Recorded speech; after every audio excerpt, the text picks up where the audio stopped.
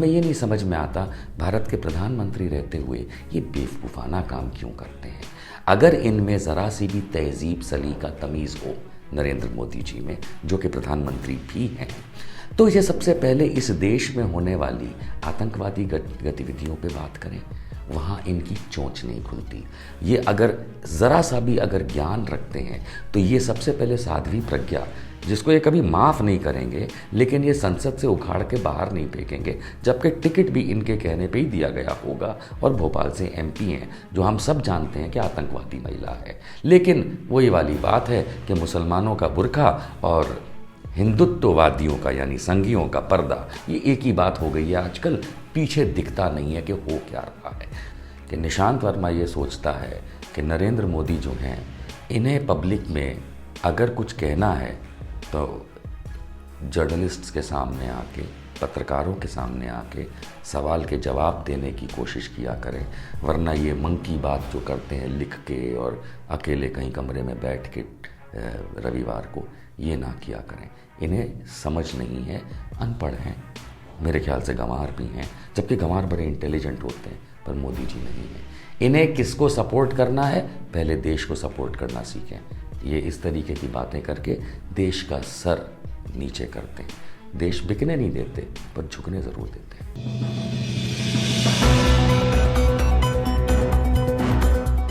नमस्कार, आदाब, मैं खुशबू अख्तर। आज के टाइम पे अगर हम इस्लामोफोबिया की बात करें तो फ्रांस का नाम अपने आप जहन में आ जाता है। इसी पर बात करने के लिए हमारे साथ मौजूद हैं निशांत वर्मा सर, जिनसे आज हम उन बारीकियों को समझने की कोशिश करेंगे, क्योंकि इंडिया ने फ्रांस का समर्थन किया है जबकि पूरी दुनिया फ्रांस का बायकॉट कर रही है। सर, किस तरह से देखते हैं? क्योंकि लगातार आतंकवादी है तो मुसलमान ही है, कट्टर है तो मुसलमान ही है। जो घटना वहाँ पर हुई वो गलत थी, वो नहीं होनी चाहिए थी, और कट्टरता किसी भी चीज़ को समर्थन नहीं करती। लेकिन फ्रांस के सर्वोपरि जो प्रेसिडेंट हैं, उन्होंने इस तरह की बात की, उसके बाद पूरा माहौल तैयार हो गया। उसे आप किस तरह से देखते हैं? देखिए, फ्रांस एक ऐसा देश है जिसने बहुत सारी कम्युनिटी के लोगों को अफ्रीका से लेके, मिडिल ईस्ट से लेके, इन्हें अपने देश में शरण दी है और शर्तों पे दी है। तो फ्रांस आप देखेंगे दुनिया के चंद उन देशों में है जहाँ पे मुसलमानों के साथ फ्रिक्शन, यहाँ तक कि सिखों के साथ फ्रिक्शन मतलब घर्षण, ये होता चला आया है। जब पूरी दुनिया जिस चीज़ के लिए एक तरफ चली जाती है, हमने हमेशा देखा है कि मोदी जी कहीं और चले जाते हैं। ये इनकी पुरानी सी आदत है। इन्हें लगता है कि मैं बड़ा एक बेनज़ीर काम कर रहा हूँ, यूनिक काम कर रहा हूँ। लेकिन हमें ये नहीं समझ में आता भारत के प्रधानमंत्री रहते हुए ये बेवकूफ़ाना काम क्यों करते हैं। अगर इनमें ज़रा सी भी तहज़ीब सलीका तमीज़ हो नरेंद्र मोदी जी में, जो कि प्रधानमंत्री भी हैं, तो ये सबसे पहले इस देश में होने वाली आतंकवादी गतिविधियों पे बात करें। वहाँ इनकी चोंच नहीं खुलती।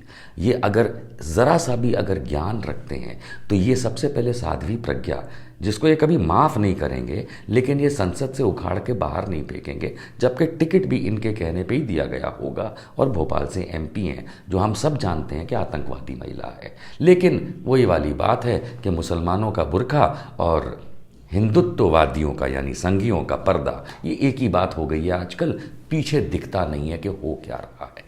तीसरी बात, ये कहीं इनके मन की बात है, जिसको कभी कभी मैं बंदर बात भी कहता हूँ, यानी मौंग की बात।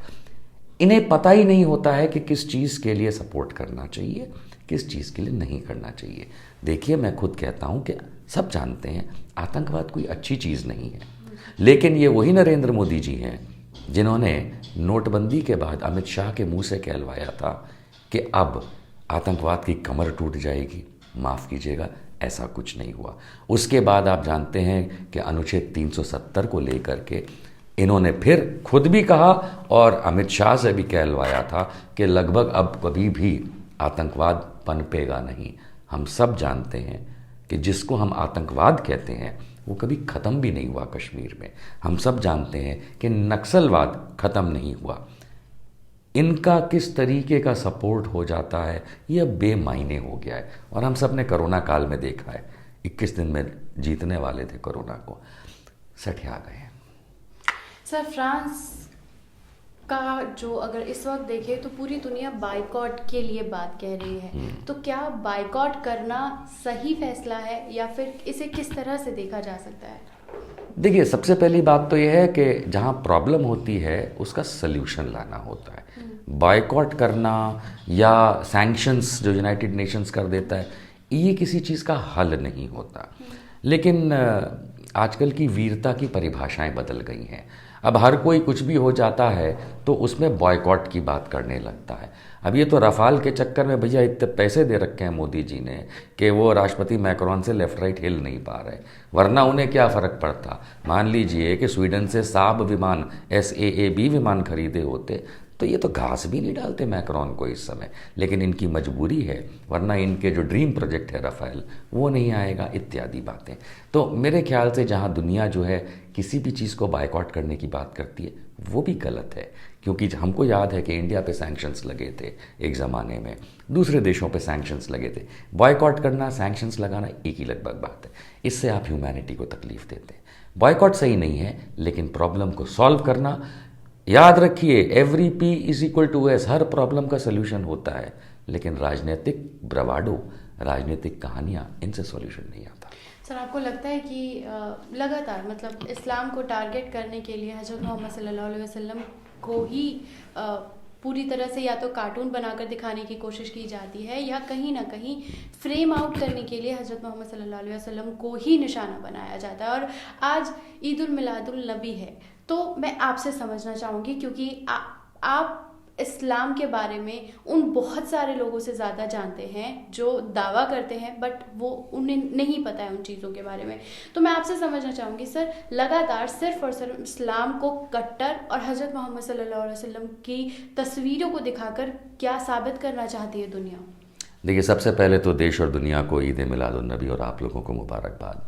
दूसरी बात ये कि जैसा आपने पूछा कि इस्लाम को ही टारगेट क्यों किया जाता है, देखिए हम सब जानते हैं कि हम भारतवर्ष में रहते हैं, हिंदुस्तान में रहते हैं, और यहाँ पे बहुत ज़्यादा हिंदू मुसलमान हो गया है, पहले भी था और बढ़ा दिया है।